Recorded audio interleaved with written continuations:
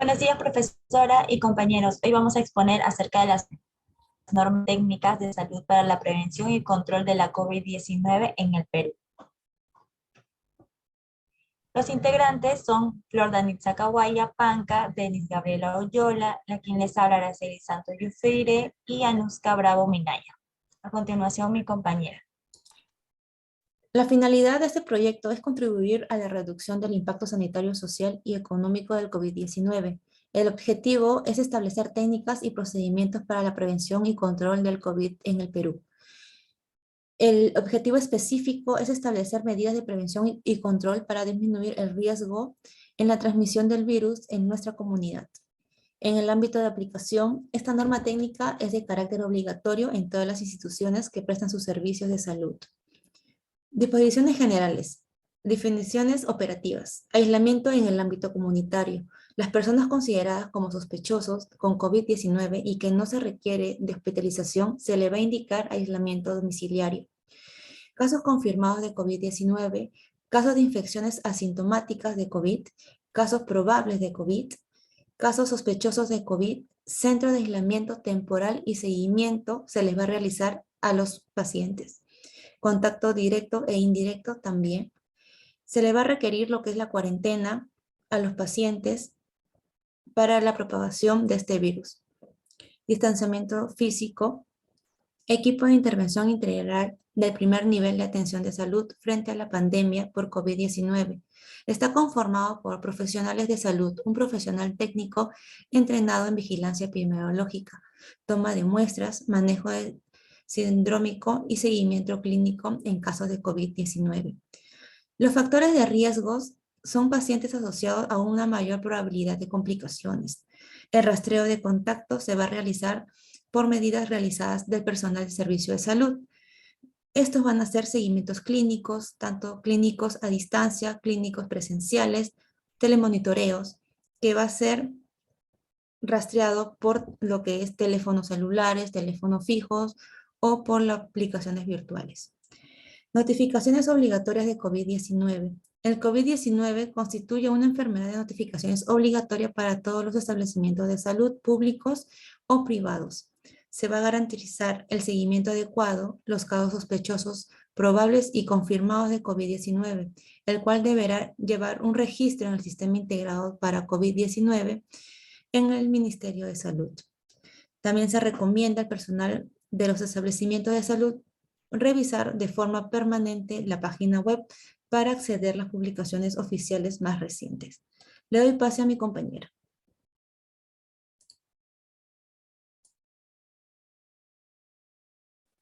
Disposición específica 5.1. Medidas de prevención y control. La exposición ocurre de tres formas. 1. Por la inhalación de gotitas respiratorias muy finas y partículas de aerosol, eliminadas por una persona enferma de COVID-19. 2. Al depositarse gotitas y partículas respiratorias en las membranas mucosas expuestas en la boca, nariz u ojos por salpicaduras y aerosoles directos. 3. Al tocarse las membranas mucosas con las manos que se han ensuciado directamente con fluidos respiratorios que contienen virus o indirectamente al tocarse superficies con virus. 5.1.1. Medidas de prevención en la comunidad. Vacunación completa de COVID-19, la higiene de manos y la ventilación adecuada. En el 6.1.2, medidas de prevención en los servicios de salud. A. Antes del ingreso de los establecimientos de salud. B. Durante su permanencia en el establecimiento de salud. Y el C. Después de la atención. Siguiente. 6.1.3. Medidas de prevención y control en los trabajadores de salud. El personal de salud que tenga factores de riesgo, según la normatividad vigente, no debe participar en la atención directa de pacientes sospechosos, probables o confirmados de COVID-19. Y por último, se debe implementarse la vigilancia de la salud ocupacional específica al personal de salud que participe en la atención de los casos de COVID-19. Le paso a mi compañera. Medidas de prevención y control en poblaciones especiales y poblaciones cerradas. En establecimientos o centros de atención residencial de adultos mayores, niños y adolescentes que reportan casos sospechosos, se deben reforzar al máximo las medidas de prevención e iniciar de inmediato acciones para el control de transmisión. Tenemos las medidas de prevención: ventilación natural, aforo limitado, identificación de infección respiratoria.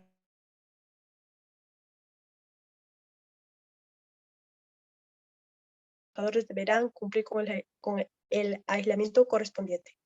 Se debe garantizar la vacunación a todas las personas y mantener la distancia física de 1,5 metros. Implementar el lavado de manos de forma frecuente con agua y jabón o con alcohol gel al 70%.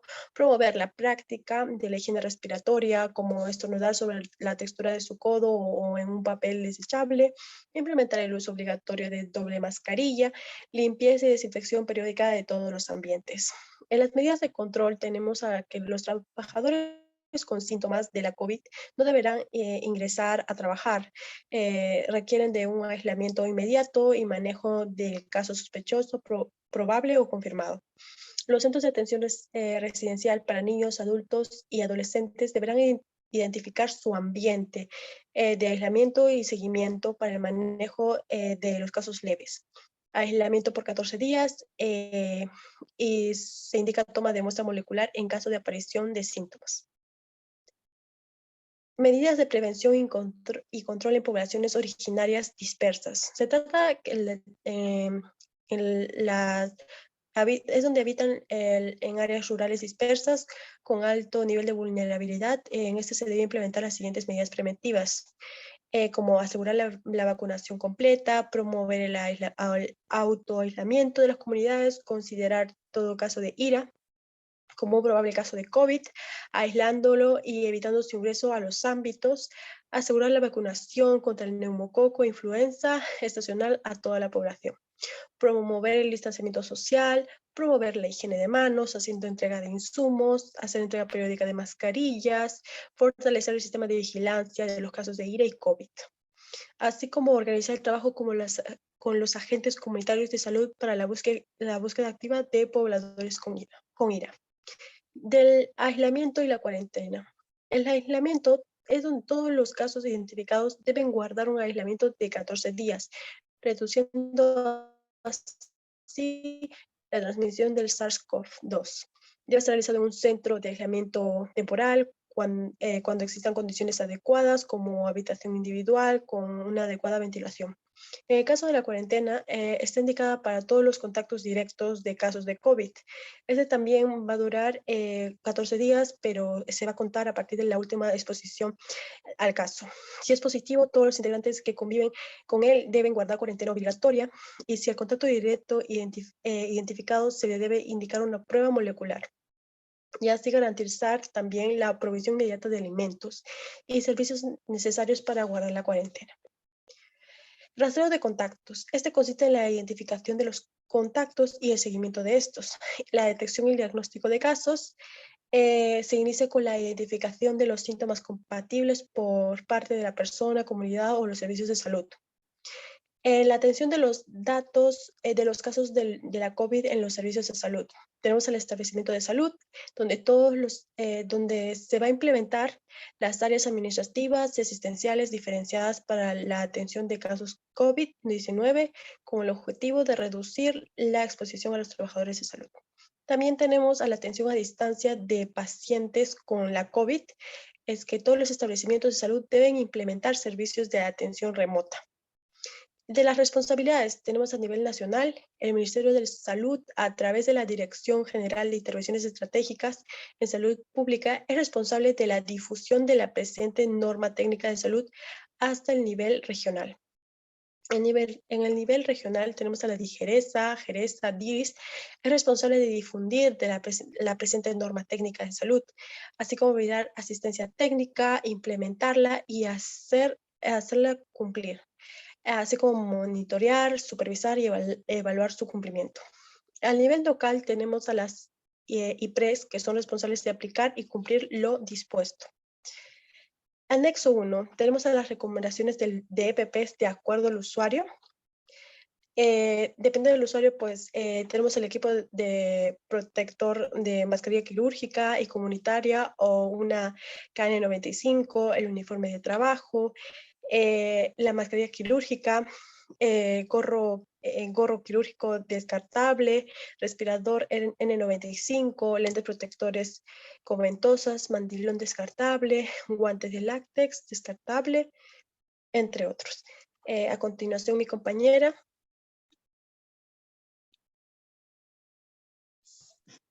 Anexo 2. Recomendaciones para la organización de áreas en contacto con pacientes COVID. Aquí tenemos la sala de espera, que es un ambiente en donde se va a tener que respetar el metro de distancia. También se tendrá que diferenciar áreas de pacientes COVID con otras patologías, tener el equipamiento debido, como por ejemplo dispensadores de gel, contar con tachos para desechar el papel, pañuelo u otros materiales. También tenemos que tener nuestra zona totalmente desinfectada para que el usuario que sigue pues lo pueda utilizar. Salas de aislamiento para casos moderados de COVID. Tenemos que colocar un aviso de que esa sala va a estar en aislamiento. También tenemos que registrar a los pacientes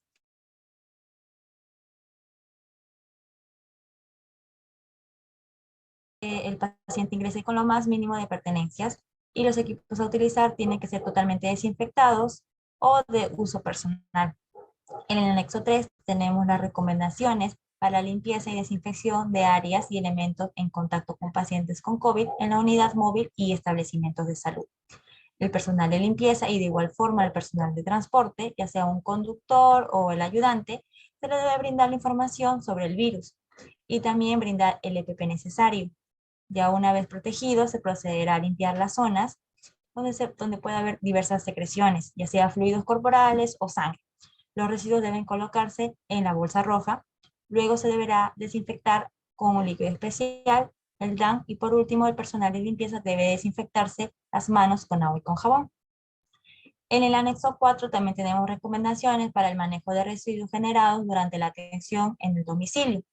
Los pacientes con COVID que se encuentren en vigilancia epidemiológica en su domicilio serán atendidos por el personal de salud, que deberá seguir un protocolo de limpieza, ya sea para el manejo de residuos peligrosos, como lo son, por ejemplo, establecer la ruta y el horario del traslado.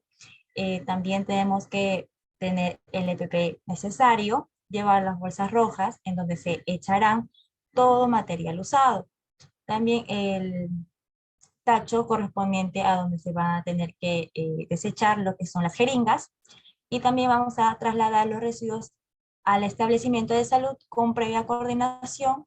Eso sí, no pasearse por áreas no autorizadas con los residuos, desinfectar el tacho que se utilizó con el desinfectante indicado y por último se culmina con el lavado de manos.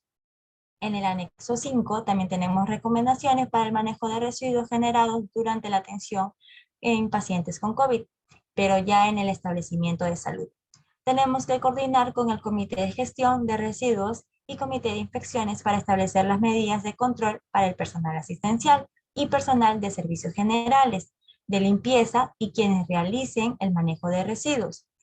Hay que capacitar y entrenar al personal para que realicen un adecuado procedimiento, respetando sí los protocolos ya establecidos, usando a su vez el EPP. Todo residuo será calificado como un riesgo biológico infeccioso y biocontaminado. Todo residuo debe ser desechado en la bolsa roja. Los recipientes utilizados deben ser desinfectados. Los desechos no deben permanecer más de 24 horas en el almacenamiento del establecimiento.